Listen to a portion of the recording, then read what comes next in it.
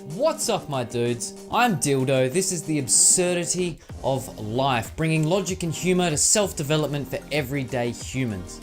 Now, why should you give a fuck about changing your perspective? I'll get to the why in a little bit, but let's talk about the different ways or the different types of changing your perspective. The first I like to call a short-term change in perspective, and it's best highlighted with an example. Hey, Billy.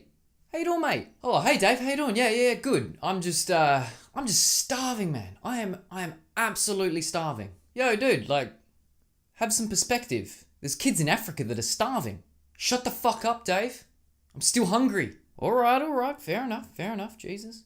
Hey, fucking Percy's here too. Yo, guys, what's going on? I'm not feeling so good. My house burned down and my wife left me, and I think my cat's dying. Oi, Percy, have a little perspective, man. There's kids in Africa that are starving. Shut the fuck up, Dave. No one likes you. Now, what we learned from that example is two simple things. Number one, people like Dave are fuckwits. And number two, coming up with a short-term change in perspective by just comparing it to someone else's suffering, comparing your suffering to their suffering, is a very short-term solution because suffering is subjective, which brings us to a long-term change in perspective. People would also call this a change in outlook or a change in your mindset. I like to define a long-term change in perspective as having a predefined perspective. Now, this is, again, highlighted quite easily in an example. Now, let's say there are two people going to a party, a very optimistic and positive person, and a very pessimistic and down on themselves type person. Now, they're both going to go into this party with a predefined perspective. And I can guarantee you, the guy going into the party being like, this is going to be fucking sick, already pinging off his head, is going to have a much better time than the guy that goes into the party feeling like, oh, no one's going to want to talk to me and I just want to go home. It's going to be shit. Now, the reason why fucking Pinger Dude over here is going to have a much better time is because he has the preconceived idea that he's going to have a good time. It doesn't guarantee a good time, but it makes it more likely. Why? The reason why is because the thoughts that he has are emitted out. They are projected into reality. Now, how does this affect his general attitude towards life and what's going to happen? The interactions that he has are significantly more opportunistic, optimistic, and positive. If you come into a party with a positive outlook, people want to party with you. They're going to want to talk to you, which is going to lead to more fun, positive times down the future. The guy that comes in very pessimistic, upset, somewhat anxious, depressed, is going to emit those energies. If they're standing in the corner thinking, oh, no one wants to talk to me, look, you basically answered your own question.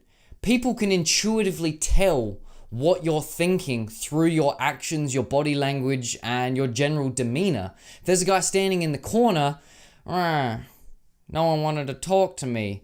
Guess what? They didn't want to talk to you because you thought no one wanted to talk to you. It's all about having the predefined perspective.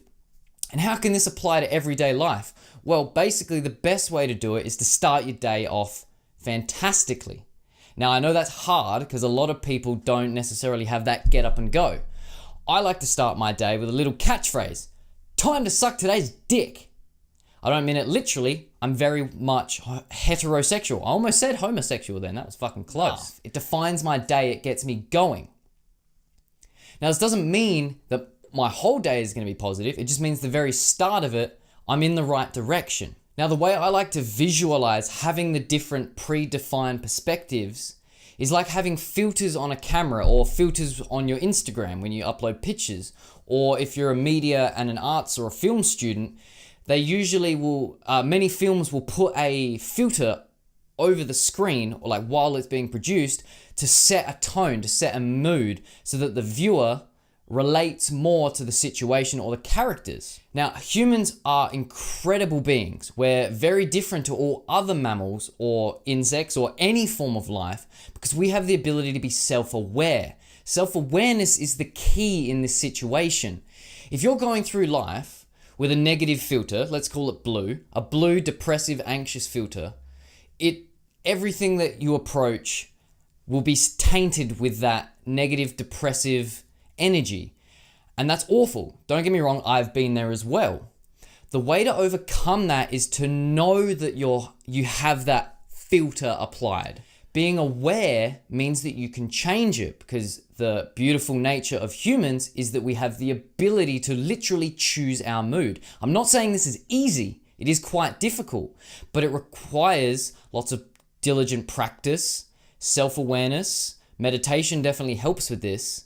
And then being able to define what filter you want to have. If you want to be a positive outlook type person, do you want to be productive? Or do you just want to cruise through life? See, a lot of people are under the belief that it's external factors in reality. It's materialistic goods. It's other people that should make them happy.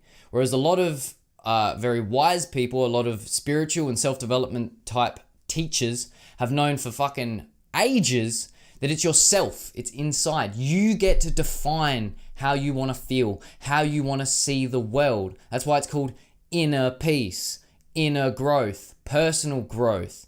It's not the rest of the world's job to cheer you up and make you joyful. Do it yourself. Now, in order to change your overall outlook, perspective, mindset, whatever you want to call it, my advice to you is threefold. The first one is to keep my filter analogy in the front of your mind and utilize it as often as you can so that you can define your own perspective. Second is to practice some form of self-awareness practice, such as meditation, mindfulness, yoga, for example. Because without the ability to recognize when you're not using the correct filter, you won't be able to implement a new one. That's why meditation is so powerful. And the third one is to thank my year 10 English teacher, because without her and showing us shitty movies with all this symbolism, I never would have come up with this analogy. Actually, to think about it now, did anyone else learn anything other than symbolism in their English class? Because I really don't remember anything else. English was the worst fucking subject, I swear to God. But I did enjoy English for another reason. I love when they would do a group reading. The whole class would have to read one book. And the teacher would go around and make everyone read a chapter because you got to find out which one of you couldn't read. And it was hilarious. I remember there was this cool kid in our class. He was very, very quiet and he always refused to take part in class. Anyway, the teacher finally forced him. Stephen, you have to read a page. Just do it, okay? So he grits his teeth. And the page he had to read was one of the characters had written a letter home to his mum. Now, in America, you guys spell mum M-O-M, as far as I know. Well, that's how it was written in this book anyway. Whereas in Australia, we spell it M-U-M, pronounced the same, obviously.